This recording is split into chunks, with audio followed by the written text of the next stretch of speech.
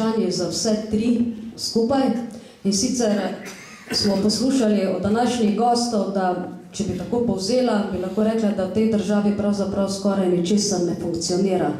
Ne pravosodje, bančni sistemi, podjetja se supajo, vse več je brezposelnih, stiska ljudi raste in na koncu se je v Sloveniji zgodilo tudi to, kar se dogaja po drugih evropskih državah, in sicer bi rekli protesti, vstaje ljudi, šli so na ulice. Kaj je to sporočilo vseh teh protestov? Pa ne samo, kakšno je sporočilo ljudi, ki smo postali nezadovoljni v svoji lastni hiši, v svoji lastni državi, ampak tudi imamo rešitve, predvsem to je odgovor na stisko in pa na probleme, ne pa pogrevanje situacije.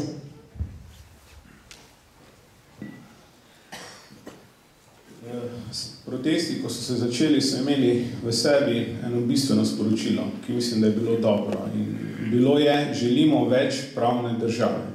S tem se gotovo vsi strinjamo. Odgovor tudi vlade oziroma dela koalicije na to je bil zelo konstruktiven. Takoj so sprožili razpravo o tem, da prvič se v Sloveniji razmisli o več neposredne demokracije, o možnosti odpoklica poslanca, o načinu, kako zagotoviti hitrejšo obravnavo gospodarskega kriminala z uvedbo posebnih gospodarskih sodišč. Predsednik vlade je dal tudi predlog o uvedbi finančne policije. Bilo je kar nekaj predlogov, ki so pa nekako obviseli v zraku. Nobene želje ni bilo, da bi se o tem resno pogovorili in poiskali dovolj velik konsens, da bi to tudi izvedli. Zato se mi zdi, da je kasneje potem prevladalo ali pa da je del politične elite zagotovo poskušal te proteste zlorabiti za izključno politične interese.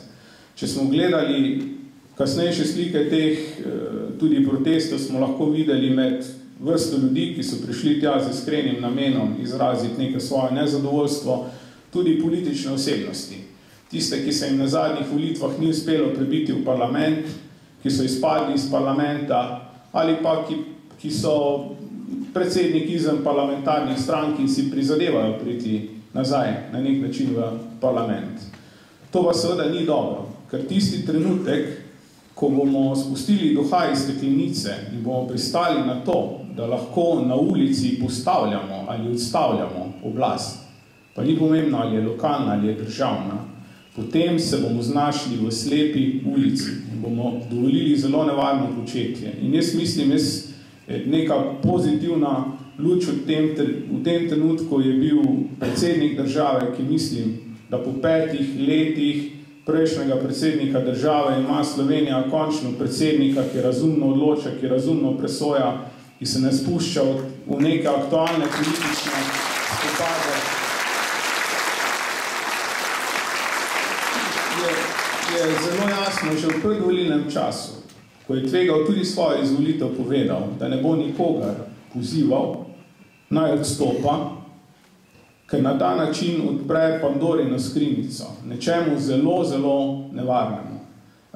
Zato mislim, da bi morali seveda v Sloveniji tudi na neke pojave sovražnega govora, ki smo priča nasilja, primerno odreagirati. Jaz se spominjam v prejšnjih letih, ko sem nekaj časa tudi sam deloval v politiki, ko so nekateri na levici že ob nekih parlamentarnih spopadih, nekih čisto verbalnih dvobojih v parlamentu, ko je šlo za navaden ali pa malo bolj pogret politični prepir, na veliko govorili o sovražnem govoru, pisali traktate, referate o sovražnem govoru, delali iz tega velik, bom rekel, cirkus.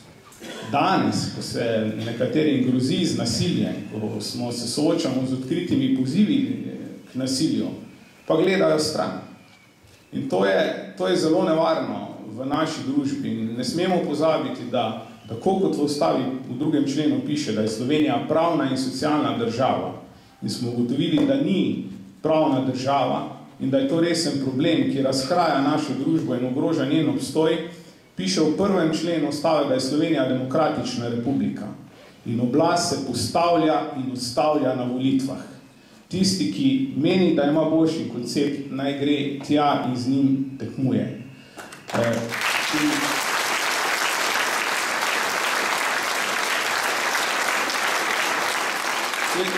Jaz mislim, da časi ali pa meseci, ki so pred nami, niso dobri.